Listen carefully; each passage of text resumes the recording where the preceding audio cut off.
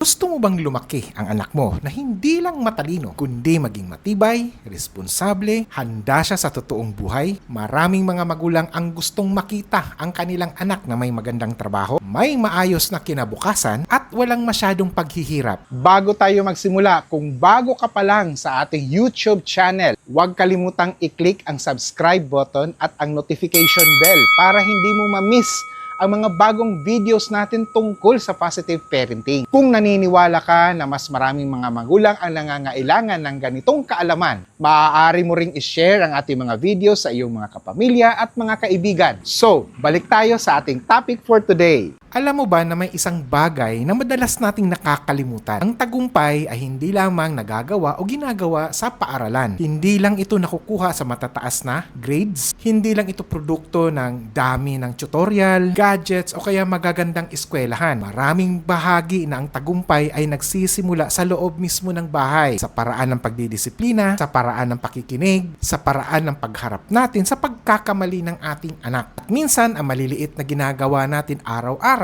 ay siyang bumubuo sa magiging direksyon ng ating mga anak. So, sa episode na to, pag-uusapan natin na magpapalaki ng anak na hindi lamang magiging tagumpay, kundi magiging emotionally strong, responsable at handa pa sa totoong hamon ng mundo. Una, hinahayaan nating matuto sa sarili nilang karanasan. Isa sa pinakamahirap gawin bilang magulang, ang panoorin ang anak natin na nahihirapan. Natural na gusto nating saluhin. Natural lang din na gusto natin silang protektahan. Pero may mahalagang tanong, paano matututong lumakad ang bata kung hindi natin hinahayaang madapa? Kapag lagi nating inuunahan ang anak, inaalis natin ang pagkakataon na siya ay matuto. Halimbawa na lang, nahihirapan siya sa kanyang project. Turuan, pero wag ikaw yung gumawa. Kalimutan ang gamit, hayaan niyang maranasan ang consequence. May maliit na problema sa kaibigan, tulungan siyang mag-isip, hindi ikaw ang makipag-away. Bakit ba mahalaga ito? Dahil dito nabubuo ang tinatawag na problem-solving ability. Dito natututo ang bata, kaya ko palang mag-isip, kaya ko palang bumangon, kaya ko palang harapin. Tandaan natin na ang confidence ng bata ay hindi nanggagaling sa paulit-ulit nating sinasabing, magaling ka anak. Madalas nabubuo ito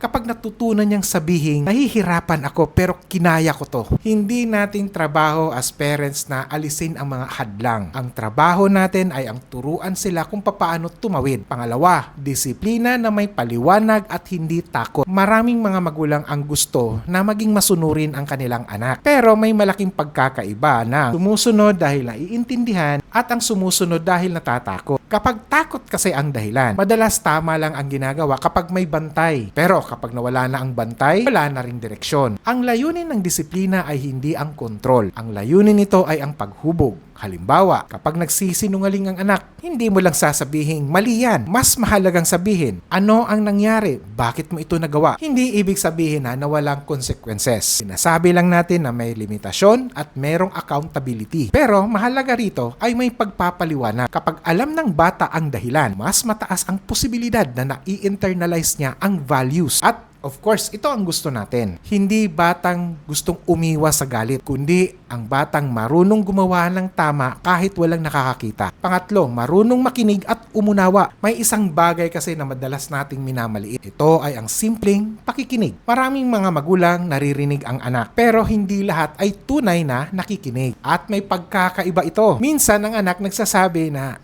Nay, nahihirapan ako. Pero alam nyo, very common, ang sagot agad natin, ako nga noon eh. O kaya naman, hindi yan problema. Pero sa bata, yun ay isang problema. Kapag paulit-ulit na hindi siya pinapakinggan, unti-unti rin siyang tumitigil na magsalita. At kapag tumigil na siyang magsalita, hindi ibig sabihin na wala na siyang iniisip. May iba lang siyang pinagsasabihan. Ang pakikinig ay hindi yung pagpayag sa lahat. Ang pakikinig ay ang pagbibigay ng mensahe na, anak, importante ang iniisip mo. At kapag lumaking ganito ang bata, mas mataas ang chance na magkaroon siya ng emotional regulation, mas maayos ang kanyang komunikasyon, at mas magiging malakas ang relasyon ng pamilya. At isang magandang paalala lang, ang batang pinapakinggan ay mas nakikinig din. Pang-apat, pinapalakas ang loob, hindi mo ikinukumpara. Maraming mga bata lumalaking mataas ang kanilang achievement, pero mababa naman ang tingin sa sarili.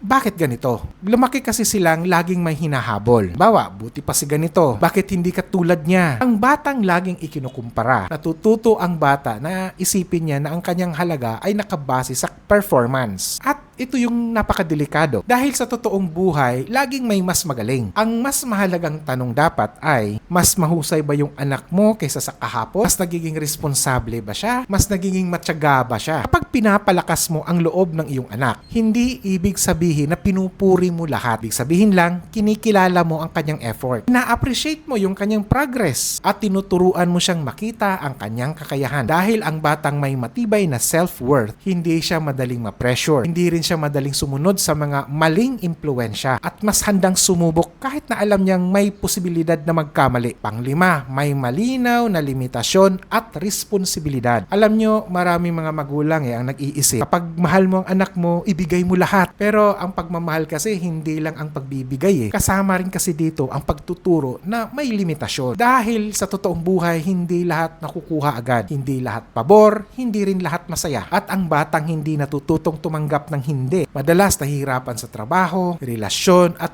kahit na sa pagharap ng mga kabiguan. Kaya sadyang napakamahalaga ang mga boundaries. May oras sa gadget, may oras sa gawaing bahay, may responsibilidad, may paghihintay, may pag-iipon, may consequences. Hindi pahirapan ang bata, kundi para ihanda siya. Dahil ang layunin natin, ang batang hindi dependent. Hindi isang batang kayang tumayo kahit walang nagtutulak. At sa dulo, yan ang tunay na sukatan sa pagiging handa sa tunay na buhay.